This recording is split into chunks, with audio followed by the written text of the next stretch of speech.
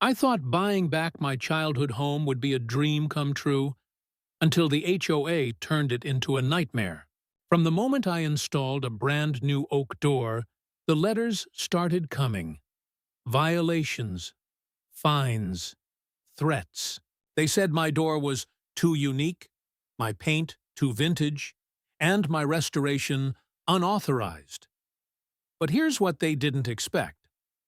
I wasn't just fixing a house. I was about to expose an entire system built on fear and control. So I dug through every bylaw, every dusty record, and found the one rule that could take their power away. What happened next shocked the entire neighborhood and changed everything. Stay tuned, because this isn't just another homeowner horror story. It's a showdown between one man, one red door, and a power-hungry HOA that picked the wrong guy to mess with. I bought my childhood home with a dream of bringing it back to its former glory. I never imagined that the biggest obstacle wouldn't be rotting floorboards or a leaky roof. It would be the neighborhood, HOA. From the color of my front door to the style of my fence, they fought me on every little thing, threatening me with fines and legal action.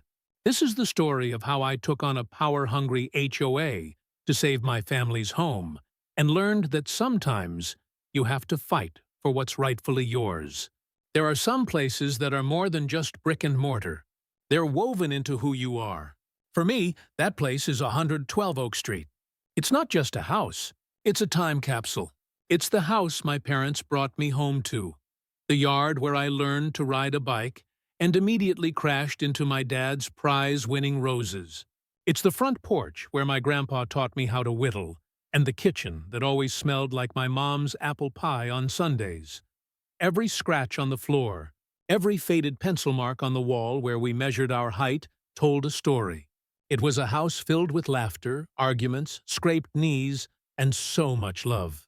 When my parents decided to downsize and move somewhere warmer a decade ago, selling it was one of the hardest things we ever did. They sold it to a nice enough couple, but over the years, we watched from a distance as the life just seemed to drain out of it. The vibrant garden my mom tended so carefully became a patch of weeds. The crisp white paint started to peel, and the cheerful red front door that had welcomed us home for so many years faded to a sad, sun-bleached pink. I'd drive by every few months, kind of like a pilgrimage, and each time I'd feel this pang of sorrow. The house just looked tired, forgotten. It was like seeing an old friend fall on hard times. Then, one Tuesday morning, scrolling through real estate listings on a whim, I saw it. 112 Oak Street. A lump formed in my throat. It felt like a sign, a second chance I never thought I'd get. I called the agent right away, my voice trembling a little. I need to see it, today. Walking through that front door again was surreal. The air was thick with the smell of dust and neglect, but underneath it all, I could still smell home. I could almost see my family at the dining table, hear the echo of my sister practicing piano. The memories were everywhere, layered on top of each other like ghosts. The house was in rough shape, no doubt. The floors creaked, the wallpaper was peeling in damp, curling sheets, and the backyard was a jungle. But I didn't see the problems. I saw the potential. I saw the house as it used to be and as it could be again. Making the offer was the easiest decision I've ever made. The idea of bringing this place back to life, of polishing this faded gem until it shone again, became my obsession. This wasn't just a quick flip for profit. This was a rescue mission, a tribute. My plan was simple: restoration, not renovation. I wanted to peel back the years of neglect and find the home I remembered. I spent weeks in the local archives, digging up old photos of the neighborhood. I even found the original blueprints for the house in a box of my dad's old things. My goal was to make it historically accurate, a perfect mirror of the house built in the 1970s, right down to the specific shade of warm, off-white paint, and, most importantly, that vibrant, welcoming red front door. As I started clearing out the yard and tearing out the musty carpets, I noticed the neighborhood had changed. When I was a kid, Every house had its own personality. There was the blue house with the crooked fence, the yellow one with the wild daisies, and ours, the white one with the red door. Now it was a sea of beige. Every lawn was manicured to within an inch of its life. Every mailbox was identical. It was orderly. A little too orderly. I'd seen the Welcome to Meadowbrook Estates sign with the little managed by your HOA text underneath. I didn't think much of it. I'd never lived with an HOA before, and figured it was just some group that organized a block party once a year. I was just an excited new homeowner, naive and full of dreams, about to get a very rude awakening. Every restoration project has that one task that kicks everything off. For me, it was the front door. The one on the house was a wreck, a cheap, hollow core replacement that was warped and split. It was an insult. To me, the front door is the home's handshake with the world. My best memories were anchored by the image of our heavy, solid wood door, painted a bold cherry red. After weeks of searching, I found it. A custom-milled solid oak door, crafted to match the exact 6-panel design from the original blueprints. It was expensive, a total budget buster, but it was the heart of the project. The day it was delivered, I felt this huge surge of triumph. This was it, the first real step. I spent the weekend prepping the frame, humming to myself, totally lost in the work. It was Saturday afternoon when I had my first encounter. A woman walking a small, impeccably groomed poodle stopped on the sidewalk. She had a perfect helmet of blonde hair and a visor that seemed glued to her forehead. "Hello there," she said, her voice a little too bright. "New in the neighborhood?" "Just moved in," I said with a smile. "Well, moved back in. This was my childhood home." "Oh, how lovely," she chirped, though her eyes were doing a rapid, critical scan of my peeling paint and the new door leaning against the wall. "I'm Carol. I'm on the board of the Homeowners Association." "Nice to meet you," I replied, wiping sawdust on my jeans. "I'm getting ready to hang the new door." "I see that," she said, her smile tightening. "It's wood. Yep, solid oak. Just like the original," I said proudly. "Well, you'll need to submit an architectural change request form for that, of course," she stated, like it was the most obvious thing in the world. "All exterior modifications have to be approved by the committee." For aesthetic harmony, I was a bit thrown. "Oh, well, I'm just replacing the old door with a historically accurate one. It's a restoration." Carol's smile didn't reach her eyes. "That's a lovely sentiment, dear. But the approved door styles are in the community guidelines. We have a very nice selection of fiberglass options. Very low maintenance. You'll get the packet in your welcome folder. Just make sure you submit the form before any installation." She gave her dog's leash a little tug and kept walking, leaving me feeling scrutinized. I brushed it off. A misunderstanding, surely. She couldn't be serious. This was my house. The door was a beautiful, high-quality upgrade that was true to the home's history. I spent the rest of the day installing it, and when it finally swung shut with a satisfying, solid thump, I felt this deep sense of accomplishment. It looked magnificent. The letter arrived 3 days later. It was in a crisp white envelope with the HOA's logo in the corner. It wasn't a welcome packet. It was a notice of violation. The language was cold and sterile, citing bylaw 7.4. Unauthorized. Alteration of exterior facade. My beautiful oak door was an unapproved modification. I was instructed to remove it within 14 days and replace it with a pre-approved fiberglass door. The notice also mentioned a $100 fine for the violation. I stared at the paper, a mix of disbelief and anger rising in my chest. They were telling me I couldn't choose the door for my own house, a house my family built, and they were fining me for making it beautiful. The battle had begun, and I hadn't even finished unpacking. My first instinct was to just talk to them. This was clearly a big misunderstanding that a phone call could fix. I found Carol's number on the violation notice and called her. the letter clutched in my hand. The friendly neighborhood welcomer was gone. In her place was Carol, the HOA board treasurer, a woman who spoke in clipped, authoritative sentences. "Yes, I remember you," she said coolly. "The house with the wooden door. I'm calling about this violation notice," I said, trying to keep my voice even. "I think there's been a mistake. This house was built before the HOA even existed. The door is a historically accurate restoration. The rules apply to all properties within Meadowbrook Estates, regardless of when they were built," she shot back. "You bought a home in an HOA community. You're bound by its covenants. It's for the good of everyone's property values. But a solid oak door increases property value," I argued, my frustration growing. "A cheap fiberglass one from your list would look terrible." "That is a matter of opinion," she said dismissively. "The committee's decision is based on uniformity. Your door is not uniform. You have 12 days to comply." Before I could say another word, she told me she had another call and hung up. I was stunned. It was like talking to a wall. Fine. If the door was a problem, I'd pivot. I'd show them how serious I was about a quality restoration. My next project was the exterior paint. The house was a dingy, peeling beige, a far cry from the warm, inviting off-white I remembered. In the garage, I'd found a treasure: old cans of the original paint, with the brand and color code still legible. Colonial white.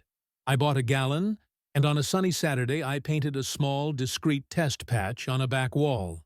It was perfect. It was the color of my memories. The next violation notice arrived even faster. This one came by certified mail, which felt needlessly aggressive. It was a cease and desist all exterior modifications order. My tiny 2x2-foot test patch had been spotted. It cited bylaw 7.8, adherence to approved community color palette. Apparently, colonial white wasn't one of the 12 approved shades of beige. Greige or taupe. This letter came with another $100 fine. My blood started to boil. This wasn't about property values. This felt personal. It was an attack on the very history I was trying to preserve. They were trying to erase my home's character and force it into their bland, cookie-cutter mold. That night, I didn't sleep. The anger simmered into cold resolve. Carol and her board wanted to play by the rules? Fine. I would learn every single rule, every bylaw, every comma and period. I was going to beat them at their own game. My first stop was the county recorder's office.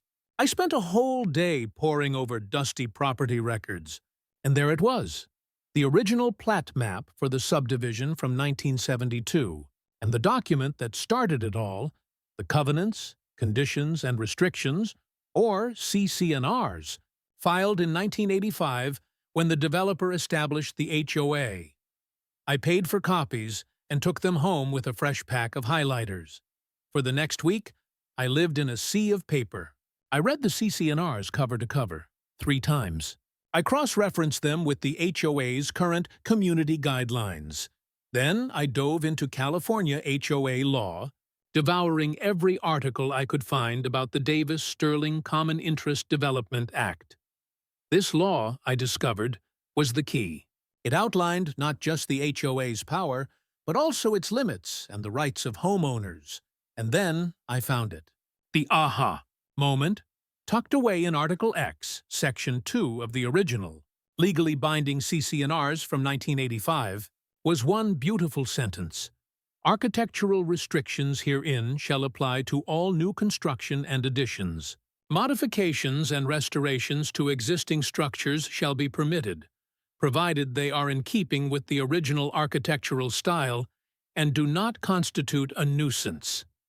I read it again and again. My heart was pounding.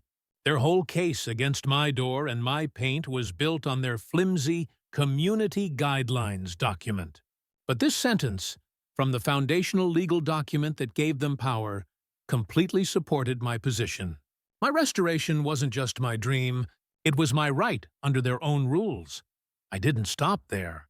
I learned that while HOAs can create new operating rules, like a paint palette, they have to follow a strict procedure, including giving homeowners written notice before the board votes to adopt them. I also had the legal right to inspect HOA records, like meeting minutes. I immediately sent a formal written request to Carol, citing the specific California Civil Code, demanding to see the minutes from the meeting where the paint palette was adopted. While waiting, I started documenting everything. I created a binder. Every notice, every certified mail receipt, every email, every photo was printed and filed. I also started talking to my neighbors, but this time with a strategy. I slowly unearthed a current of quiet resentment. One guy was fined because his son left a bike in the driveway. Another got a warning because her wind chimes were noise pollution. They were all afraid of the HOA and would just pay the small fines to make the problem go away. My breakthrough came with Mr. Henderson from 2 houses down. He'd lived there since the beginning.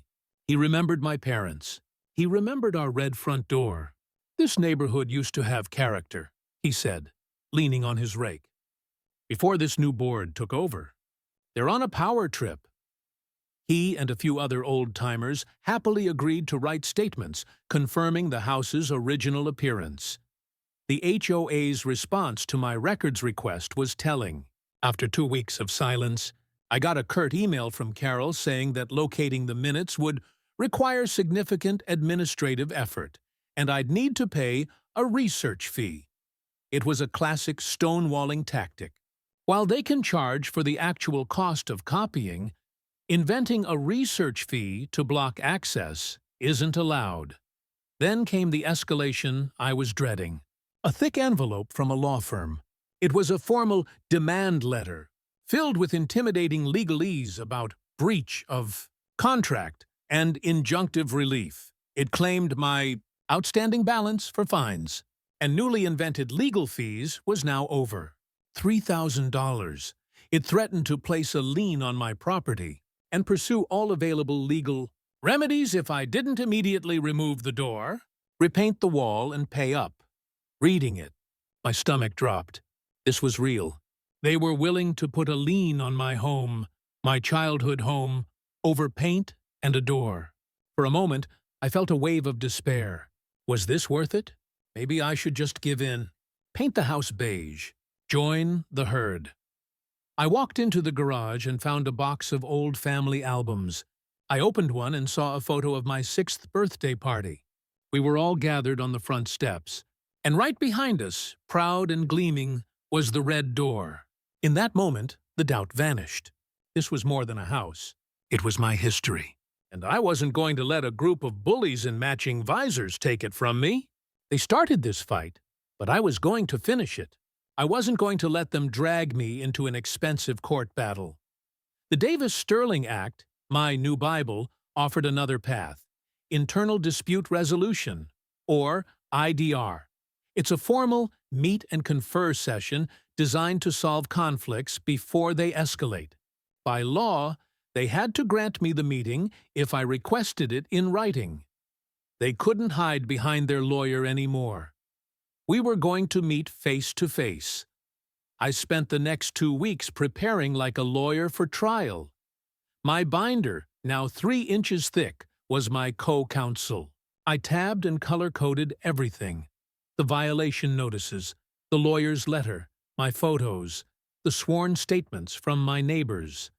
I had the CC&Rs opened to the original architectural style clause, highlighted in bright yellow. Next to it, I had printouts of the Davis-Sterling Act.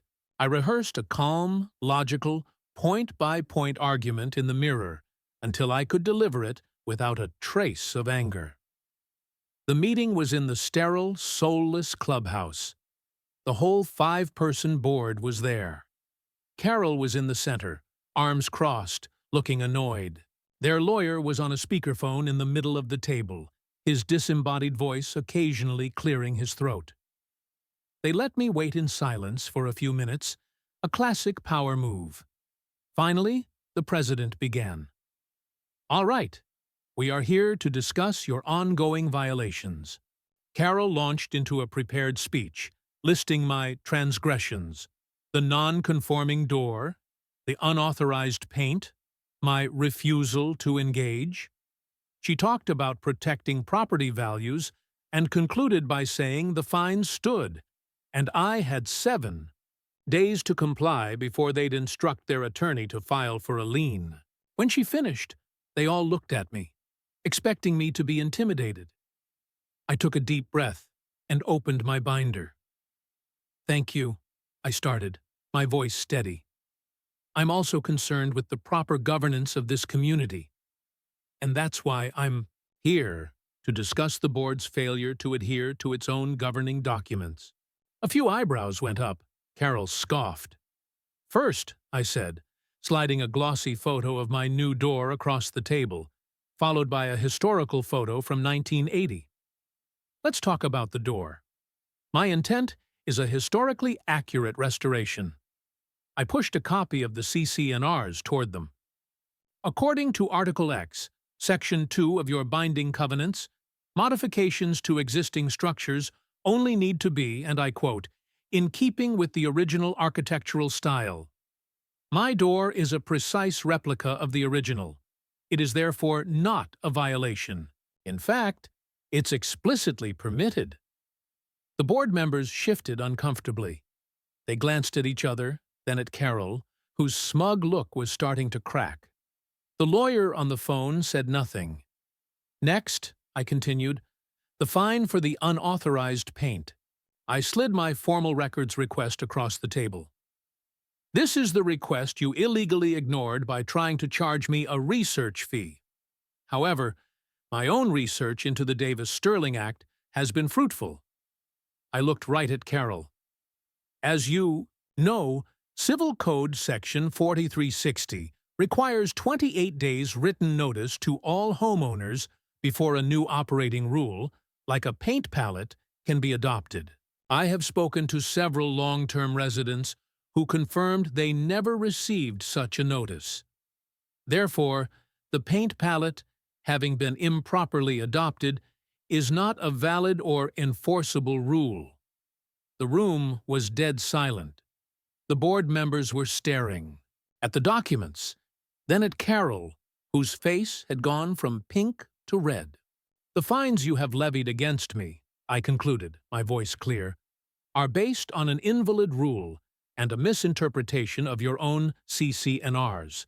The legal threats from your attorney constitute harassment. And as you should know, in California, an HOA cannot foreclose on a property for unpaid fines alone. This board has a fiduciary duty to act in good faith. You have failed in that duty." I closed my binder with a soft but definitive click. I will not be removing my door. I will not be repainting my wall. And I will not be paying these unlawful fines. I expect a written retraction of all violations within 1 week. If you pursue this, I am fully prepared to countersue the association for harassment and breach of fiduciary duty. And I will seek to recover all of my legal fees when I prevail. The lawyer on the speakerphone finally spoke, his voice suddenly cautious. "The board will take this information under advisement and review the matter with legal counsel." The meeting was over. As I walked out into the fresh air, I didn't know for sure if I had won, but for the first time in months, I felt in control. I had faced the dragon in its den, armed not with fire, but with facts. The week that followed was one of the longest of my life. The silence from the HOA was deafening. Every time the mail truck came down the street, my stomach would clench. I saw Carol on her daily walk, but this time, she crossed the street to avoid my side. My allies in the neighborhood kept checking in. "Heard anything yet?" Mr. Henderson would ask. "Don't you let them wear you down." Their support was a lifeline. Then, exactly 7 days later, a plain white envelope appeared in my mailbox. My hands were trembling so much I could barely tear it open. Inside was a single sheet of paper. The tone was completely different. It was formal, but not aggressive. It was subdued. The letter began. Dear homeowner, after a thorough review of the governing documents and in consultation with legal counsel, the Board of Directors has made the following determinations. I held my breath. First, the Board has voted to rescind all fines and violation notices related to the exterior paint and front door of your property at 112 Oak Street. Second, your submitted plans for a historically accurate restoration are hereby approved, effective immediately. We apologize for any inconvenience this process may have caused. Sincerely, the Meadowbrook Estates HOA Board of Directors. I read it once, then a second time, and a third. Victory. It was a quiet, profound wave of relief and vindication. I sank onto my front steps, the letter in my hand, and just breathed.